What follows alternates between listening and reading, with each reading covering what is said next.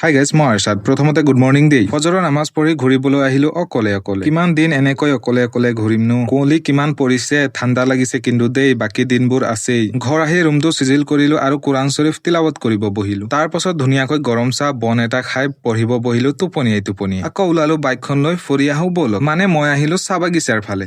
বৰ্তমান মই আছো আমাৰ চাহ বাগিচাৰ এইটো নাৰ্চাৰীত আছো।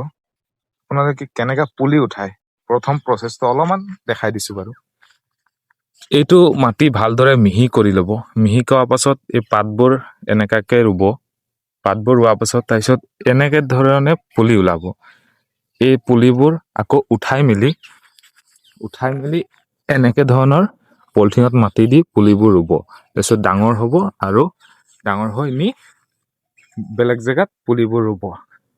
চাওকচোন, ৰাস্তাটো গোটেই লাজনি কাইটেৰে আৰু ঘাঁহে ভৰি আছে আৰু মই বাইকখন লৈ আহিলো।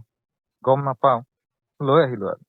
মোৰ অহা বিশেষ কামটো হ'ল আমাৰ পথাৰৰ ধানখিনি চাবলৈ। ভালদৰে ধান ফুটিছে, গোটেই পথাৰ চালো, ঠিকেই আছে। ঘৰ আহি প্ৰথমতে ৰাতিপুৱাৰ সাঁজটো খাই ললো। তাৰ পাছত আহিলো গৰুজনীক বান্ধিবলৈ। আৰু দেখিছেনে ইমান ডাঙৰ ছাগলী এটা মৰি আছে। গোন্ধাব লাগে, কিন্তু মই এতিয়ালৈকে গোন্ধ পোৱা নাই। ঘৰ আহি চোতালখন সাৰিলো, পদূলি মুখখন সাৰিলো। তাৰ পাছত আহিলো ফাৰ্মাচী মোৰ বৰদেউতাক লৈ। বন্ধ আছিলে, 10 মিনিট মান ৱেইট কৰিলো, খুলিব আহিলে। দাঁতৰ বিষ হৈছে, ক'লে টাউন যাবলৈ। ঘৰ আহি গা ধুব ললো আৰু আজি শুক্ৰবাৰ নহয়, জুম্মা আছে। ফাইনেলি আহি পালো ডক্টৰটোৰ চেম্বাৰ। অলপ দেৰি বহিলো মই আৰু আহিলো চকলেট খাবলৈ। টাউন আহিলে আগত দুটা বস্তুৰ খাই বাকী কামখিনি কৰো, চকলেট আৰু পানী পুৰি। তাৰ পাছত আহিলো মছজিদ। আলহামদুলিল্লাহ জুম্মাৰ নামাজ আদায় কৰিলো। আৰু এই ট্ৰেইনটো এতিয়াও বহুত দূৰত আছে, 10 মিনিট মান হ'ল গেটটো পেলোৱা। ৰ'দটো মুখখনত চেক ধৰিছে। মই ক'লো বোপাই, কেইদিনমানৰ পাছত তোমাৰো ভল্টেজটো কমিব। ইমান দেৰি ৰৈ আছিলো, ট্ৰেইনটো চাই ভাল লাগিলে। দুটা দবাহে আহিছে, 1 ছেকেণ্ডত পাৰ হৈ গ'ল। ঘৰ আহি পাওঁতে আছৰৰ টাইম হৈ গ'ল। সোনকালে ফ্ৰেছ হৈ ওলালো মছজিদলৈ। আজিলৈ ইয়াতে সমাপ্ত কৰিছো, আকৌ লগ পাম নেক্সট ভিডিঅ'টো যদি চাই ভাল লাগিল ফ'ল' কৰি যাব।